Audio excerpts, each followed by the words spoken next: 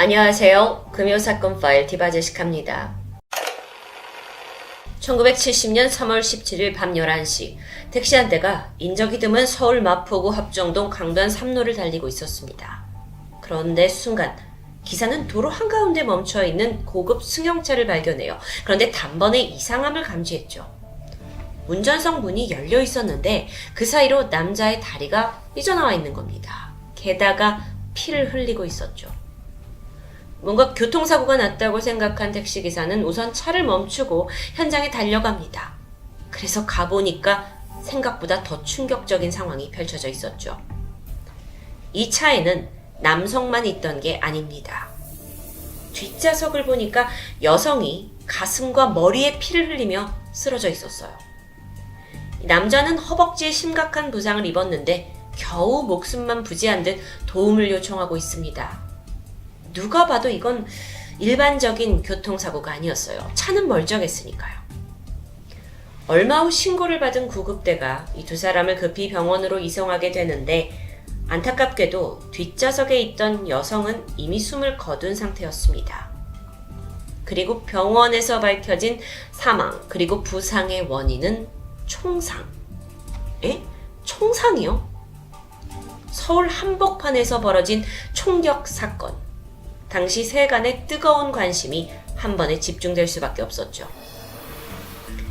우선 다리에 총상을 입고 간신히 살아남은 남성은 34살의 정종욱 씨, 그리고 차 안에서 숨진 채 발견된 여성은 26살 정인숙 씨였습니다.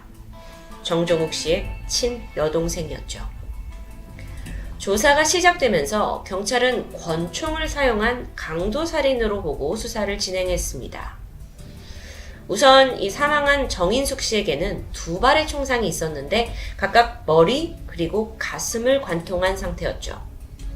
국가수가 이 총상을 토대로 총이 어디에서 발사가 됐는지 탄환의 발사 각도를 분석합니다. 그 결과 총알이 차량의 앞좌석에서 발사된 걸 밝혀내요. 그런데 앞좌석에 타고 있던 건 친오빠 정종욱 씨인데요.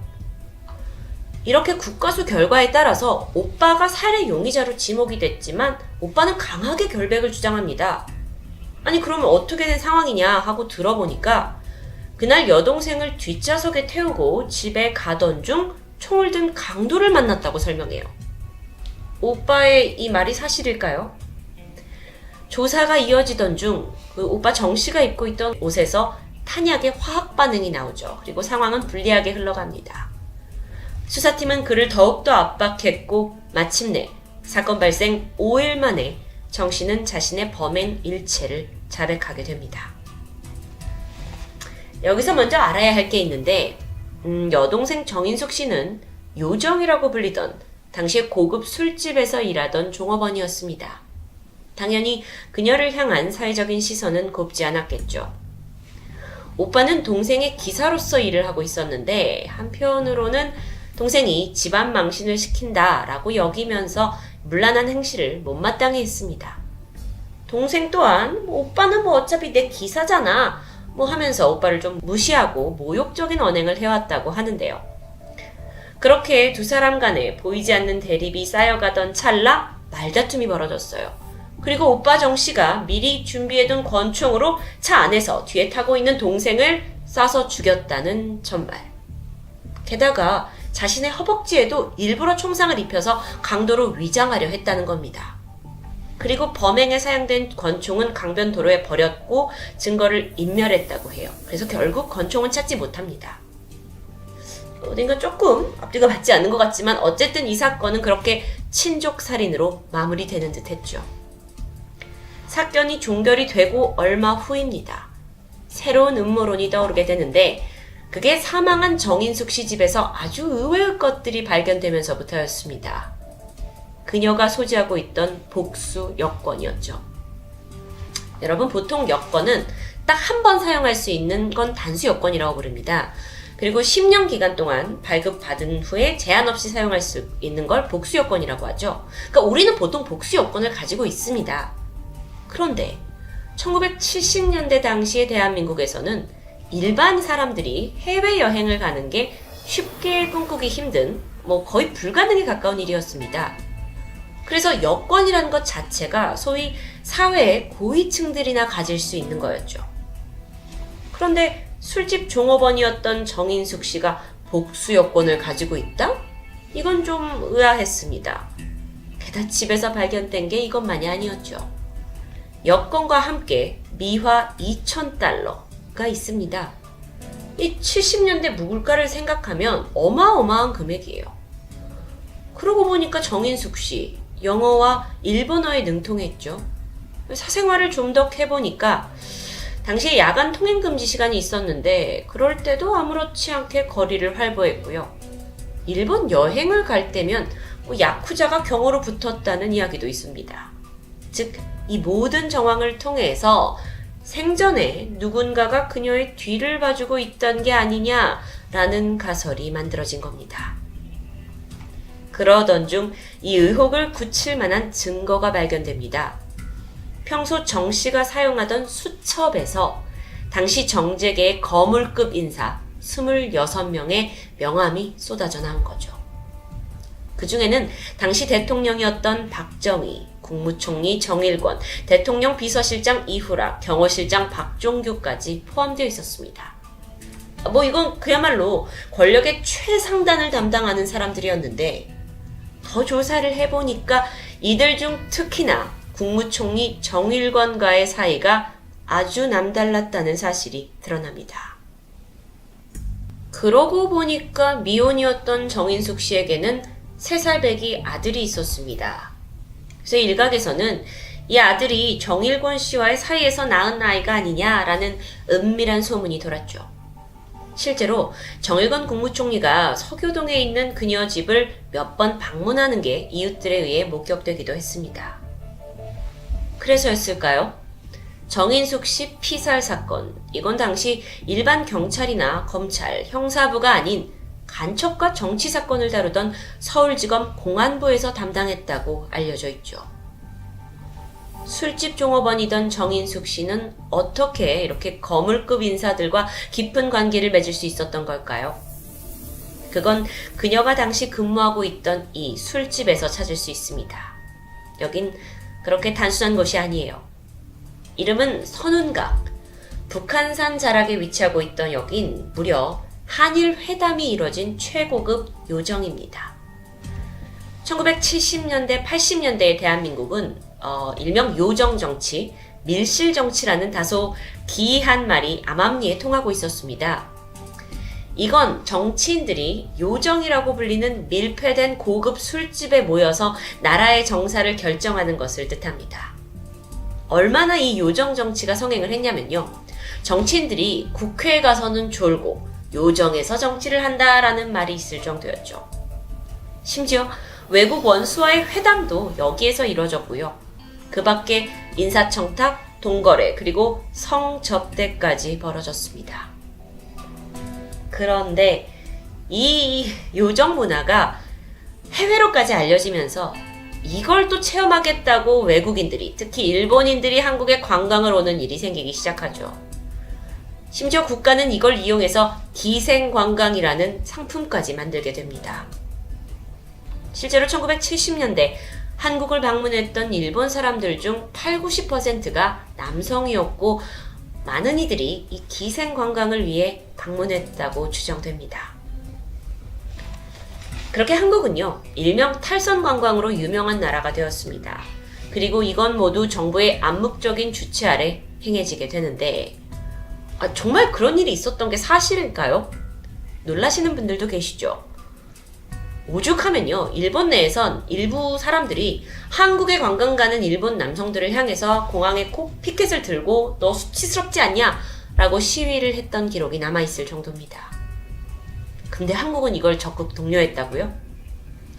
현재 교육부의 전신인 당시 문교부의 장관 민관식은 접객 여성들에게 너희의 매춘 행위는 애국적인 활동이다 라고 말하면서 매춘이 애국이다, 이 관광 기생은 수출에 도움을 준다라는 말까지 했다고 전해집니다.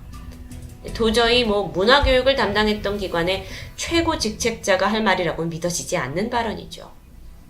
그렇게 국가는 여성의 성을 관광사업으로 사용하는 충격적인 행태를 이어왔고 이게 1980년대까지 계속됩니다.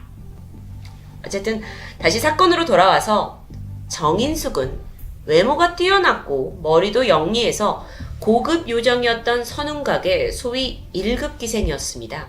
박정희 정권 당시의 청와대에서는 전국에서 내노라 하는 약 200여 명의 여성들을 차출했는데 다들 까다로운 심사를 거쳐서 여기 모였고 그중 1등으로 뽑힌 게 정인숙 씨였죠.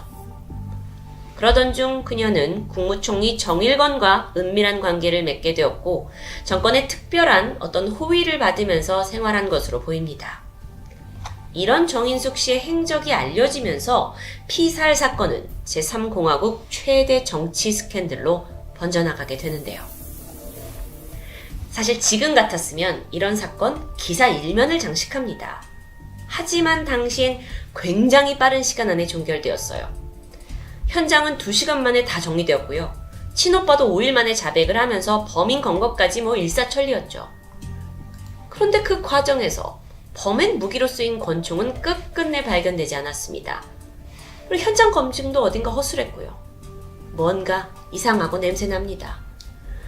그렇다 보니까 이거 정계에서 혹시 의도적으로 감추려고 한 게 아니냐라는 의혹이 있었지만 당시 삼선을 준비하던 박정희 정권의 명령으로 정인숙, 이 이름 석자와 관련된 언론 보도는 어느 순간 찾아볼 수 없게 됩니다. 그렇게 시간이 흐르면서 2000년대가 되었고 세상은 많이 변했습니다. 여동생을 비정하게 살해한 오빠 정종욱은 20여 년간의 복역을 끝내고 출소하게 되는데요. 그러던 2010년 정종욱 씨는 방송 인터뷰를 통해 그동안 숨겨왔던 사실을 털어놓게 됩니다. 우선 자신은 절대로 동생을 죽이지 않았다 라고 결백을 주장합니다. 그러면서 동시에 이 모든 것이 당시 정부의 강요로 인해 어쩔 수 없는 거짓 진술이었다고 폭로하게 되죠. 정부는 그 당시에 정 씨가 네가 거짓 자백을 하게 되면 남은 가족들의 뒤를 봐주겠다라고 약속했지만 그건 역시 지켜지지 않았다고 말합니다. 분명히 정인숙 피살 사건은 무언가 숨기고 있는 것 같긴 한데요. 오빠 정 씨가 새롭게 진술한 1970년 3월 17일 그날의 상황은 이랬습니다. 평소처럼 여동생을 데리고 집 앞에 도착한 정 씨. 그런데 갑자기 괴한 둘이 승용차를 가로막고는 국무총리의 심부름을 왔다면서 창문을 내려달라고 요청합니다. 워낙 이전에도 국무총리 측에서 사람을 보냈던 적이 많았기 때문에 오빠 정 씨는 별 의심 없이 차창을 내리게 되는데 바로 이때 괴한 중 한 명이 운전석 창문 쪽으로 총구를 집어넣더니 정확히 뒷좌석에 앉아있는 정인숙을 향해 총을 발사합니다. 머리, 가슴, 2발의 총성이 울린 후에 차에 올라타요. 괴한들이요. 그리고 오빠의 옆구리를 총을 들이대면서 강변 쪽으로 차를 몰라고 지시했죠. 정 씨는 이 협박에 따를 수밖에 없었습니다. 잠시 후 차가 멈춘 틈을 타서 정 씨가 차에서 뛰어내리면서 옆구리에 있던 총구를 밀쳐냈죠. 그런데 이때 총이 격발한 겁니다. 그리고 이 총알이 허벅지를 스쳐서 관통했다라는 풀스토리. 그날의 상황이 상당히 자세하게 묘사되고 있는 듯합니다. 그리고 전문가가 살펴본 결과 이 허벅지에 있는 상처 각도가 그가 설명한 정황, 그러니까 옆에서 누군가가 이렇게 쐈다, 스쳐갔다 라는 것과 일치했고 오히려 이걸 스스로 쐈다고 보기에는 조금 어색했죠. 아니, 그런데 결정적인 증거였던 그 옷에서 발견된 탄약 성분은 어떻게 된 걸까요? 현장과 똑같은 상황을 재현해서 실험을 해보니까 정 씨 주장대로 제3자가 운전석 쪽에 창문으로 총구를 들이대고 쐈을 경우 운전석에 있던 정 씨의 옷에도 충분히 화약이 묻을 수 있다라는 게 드러납니다. 이게 차 안이라는 좁고 밀폐된 공간 특성상 가능한 일이었습니다. 이와 더불어 지난 과거 사건의 부검 결과가 모순된 증거를 담고 있다는 것도 드러납니다. 기록에는 정인숙 씨가 사망을 했을 때 원거리 사격, 즉 30cm 이상 되는 거리에서 총알을 맞고 사망한 것으로 적혀 있어요. 그런데 당시 수사팀의 그 말대로 운전석에 앉아있던 오빠가 몸을 돌려서 정인숙 씨를 쐈다?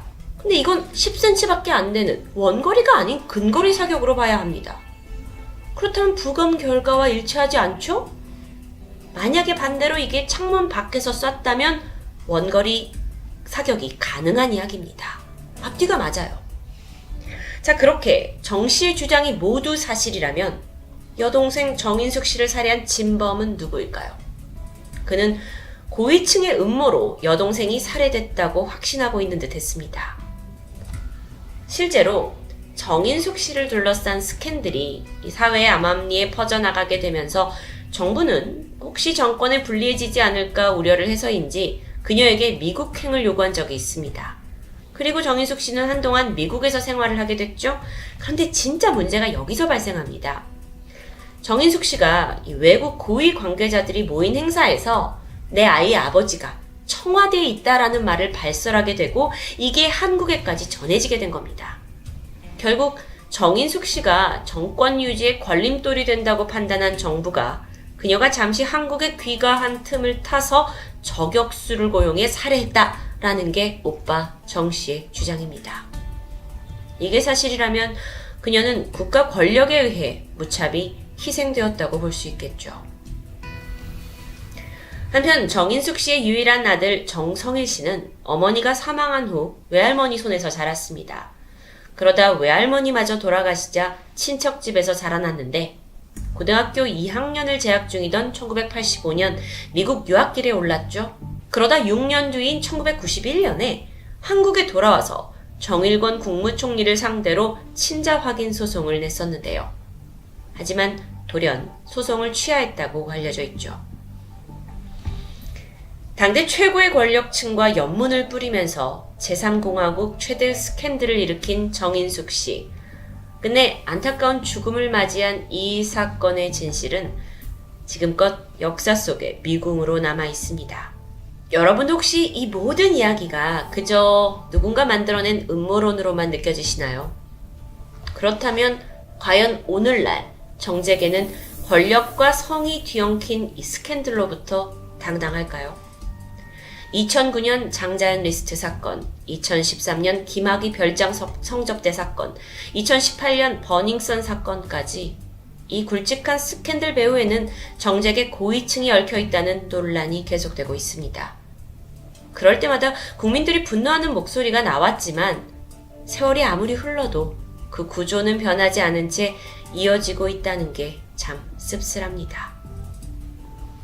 지금 이 순간에도 어디선가 은밀하게 뿌리내릴 권력과 유흥업 간의 유착관계, 그 안에서 약자라는 이유로 착취당하고 끝내는 무참히 짓밟히는 이런 비극이 제대로 파헤쳐지길, 그리고 더 이상 반복되지 않길 바라고 있습니다. 금요 사건 파일 디바제식합니다.